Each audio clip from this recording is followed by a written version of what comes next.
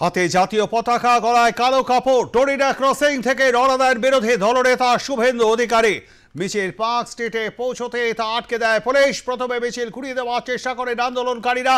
পুলিশের ব্যারিকেড ভেঙে এগিয়ে যাওয়ার চেষ্টা করায় দুপক্ষের মধ্যে প্রবল ধস্তাধস্তি শুরু হয়ে যায়।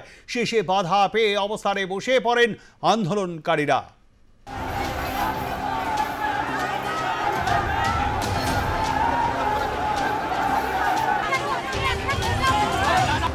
9ই আগস্ট 2024 থেকে 2025 একটা গোটা বছর পার করে যাওয়ার পরেও আরজি করের নির্যাতিতা তিনি এখনো বিচার পেলেন না এবং এই অভিযোগ তুলেই 9ই আগস্ট 2025 সালে আরও একবার পথে নামলেন নির্যাতিতার মা বাবা।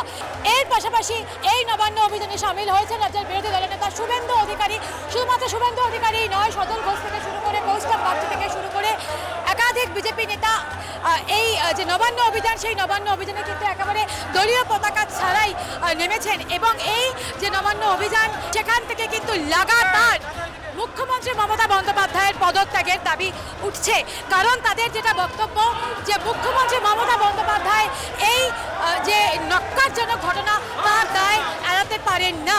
সব মিলিয়ে একটা ভয়াবহ যে ঘটনা ঘটে গিয়েছে সেই ঘটনার 1 বছর পরেও এই নবান্ন অভিযান দেখিয়ে দিল যে শহর কলকাতার যে প্রতিবাদের কণ্ঠ তা কিন্তু স্থিমিত হয়নি। ক্যামেরায় প্রসঞ্জিৎ সাহার সঙ্গে সায়ন্তিকা বন্দ্যোপাধ্যায়, আর প্লাস নিউজ, কলকাতা।